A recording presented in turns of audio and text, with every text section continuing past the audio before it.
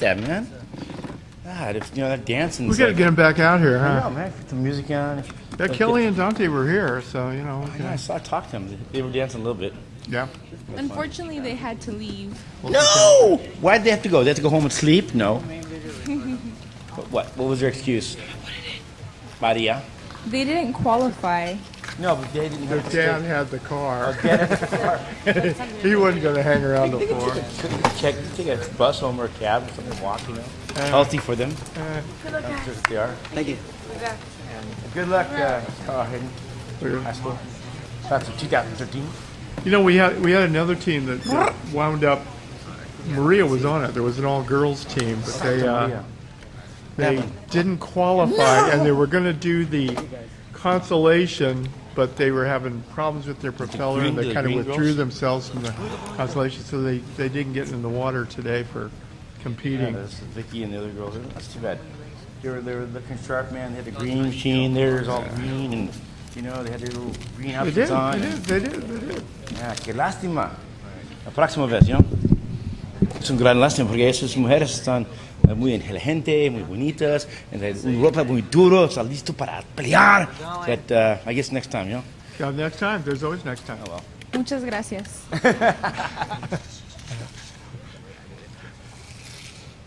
A couple of guys in the control room said they get a little worried when you talk Spanish because they don't know what you're saying, and you could be, the FCC could be coming down tomorrow. Yeah, more like I didn't say anything that was not true. I just sometimes I can say a little too much, which is not unusual. Oh, you're doing fine. I'm not awake anymore. Usually right after I think I either drink too much coffee or no, I didn't drink any coffee. I had too much soda or I had coffee. No, there. I can't do that. But I think either or maybe I'm getting older. No, but you're awake. I took naps.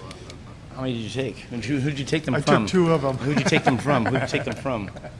Well, I left a few naps. I want to see where I can steal a couple naps. Hey, they're in the water already. already. They're going in. They're going in. Shields up. Oh, no. Their video is, it must be from their control lines or something. But you know what? Doesn't matter, does it? As long as you can see where you're going and what you're doing. As long as sometimes I couldn't see what I'm doing where I'm going, but Yeah. as long as you get home in the end. It's mostly because, you work late, and a lot of times in, like, the Antarctica, like, I'm feeling kind of tired tonight. That's only because I've been not getting a lot of sleep for the last few weeks, but you do this whole lunar thing. In Antarctica, man, you work there 20 hours a day, sleep maybe 2 hours a night. You do this about 21 days in a row. Next thing, you're, like, not doing so well. You go kind of insane down there. Well, it's got to be sort of like without the suns. I mean, yeah, circadian motion during keeps you the awake. times of the year, without the sunset and the sunrise to cue you, Yeah. you could probably work 20 hours. That and is the truth. And think oh my God. And then finally, get time for me to go to sleep. They wanted me to go to sleep, and I didn't want to sleep. Yeah. But I was going crazy, and I was having bad nightmares, and I was trying to disrupt my person whose room I was sleeping with. I was like, this guy's from New Zealand. I kept going through his stuff every night and talking to the Coke cans, and they said, you're going to have to go, and if you don't get some sleep, they're going to report me to the psych ward, because in McMurdo Station, they have a place where they put the crazy people. It's a nice, safe place, nice, soft, padded walls, But, truthfully, after 21 days, getting 2 hours sleep a night, first it's really hard, but then you get in this mode where it's almost like, I don't know how to explain this, but it's like you're a little bit like a caffeine buzz or something, kind of like not quite in touch with reality, and everything's funny. And then what happens is you start doing weird things, like you see like green sunsets, and you see green people, and well, there is a green sunset in Antarctica. That's a little different. The sun spins around the horizon, and for many people, just a quick notion: when the sun goes down, it goes through the color spectrum. It goes, red, orange, yellow, blue. Red, orange, red, orange, yellow, green, blue, indigo, violet spectrum. And right there's a point where it will go called green flash.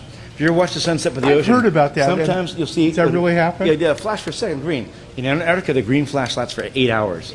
Are you kidding me? No, I'm serious. So you Google it later. When the sun goes down, it gets to a certain point in the sky where the reflective index is just right, and you see green sunset, green sky, and maybe green aliens if you're like me. But I've never seen that, because if you see the green sunset, that means you're going to be staying there for the next 6 months. You're going to winter over. So I've only heard about it. It's supposed to be like one of the most incredible experiences. Well, I was going to say it's a different world, but it is. It is. It's another planet. I mean, when I landed there on C-130, you walk out there, it's like Ice Planet Hoth. like in the movie Star Wars. And it's amazing. You look across the frozen Ross Ice Shelf, and you can see these mountains. They look like you swear they're only like 5 miles away. They're 80 miles away. The reason is because it's so dry out there, like here in Arizona, so clear that things that are far away seem much closer. Because it's the water in the atmosphere that kind of makes them look blurry further away. Truthfulness, Lee said. Good sleep. It looks like the freshmen are focusing on locating things because their robot is so simple that they're going to have to try to accumulate as many points as they can just by locating things. Want to go back to start? Maria, is Vicky on your team too? Were you on one of the green? Were you with one with the girls in green?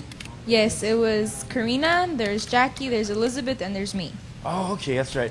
You guys had the green tank tops earlier? And Yes. and they had the really green, slimy-looking green machine.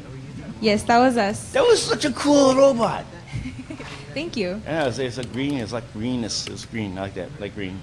I mean, blue is my favorite color, but green's my second favorite color. Yeah, but green isn't manly or girly, so it works. Man, it's a tough color. We have these guys in Kennedy. They have the pink team in robotics. All the guys, everyone's got their hair pink, but that's all right. It's all good. It's all good until they can't get the pink out. That's true. Green is a good color because it's like color biology. Except you had this like fluorescent green going on. That's really cool. Also, green is somewhere between 4,000 and 7,000 angstroms. I forget. I think it might be 5,000 angstroms. I have to go back and do the math later when I'm capable. So Maria, what are you going to do for college? Well, I'm looking forward for Stanford. Woohoo! Go, girl. You know, Yeah, that's what I'm talking about. you hear that from a lot of kids, but I got to give you. What college did you go to in 8th grade? Well, I've been going to study at colleges ever since 6th grade. So in 8th grade, I went to California Lutheran University in Thousand Oaks, California. And I took a class called The Introduction to Engineering and Design. Awesome. Hey, listen, Maria. Wait, she's not finished yet. This is like a resume. right. And then, Well, when I first got into the program, I went to Stanford University and I took the history of mathematics there. Whoa. And then my 7th grade year, I went to Santa Cruz, the University of California in Santa Cruz, and I took mathematical modeling, and it was basically how you imply mathematics into your everyday life. And then this past year, I went to Lafayette University in Pennsylvania, and I took a class. It's called Discrete Math, and it was very interesting. It was a lot of coding. It's kind of like an introduction to programming. Cool. and where are you going this summer? Unfortunately, I'm on a waiting list to go to Princeton. They're giving priority to older kids because they have less years to be able to get into the program. Hey, listen, Maria, if you end up going to Stanford and you need a summer internship, give us a call over at NASA. We're right around the corner. But you'll probably want to come home in the summertime, but if you're interested in, give us a call. Yes, sir. There you go. Got a job offer already. Well, right. sort of. That's right. An unpaid job. For Maybe Maria, paid. I'll get her a job. Hey, there you go. You got a job. If you go to Stanford, we got you a job during the summer. If you have to do your homework first. Yeah, no dating these boys. They distract you. Yeah, and stay away from the boys. Okay, no The boys. girls, too. They'll just get you in Don't trouble. worry. Yeah, like saying don't worry is going to help. Don't worry. Oh, no, she's focused. She's already doing well. For all those who are listening, the reason I tell that story, it was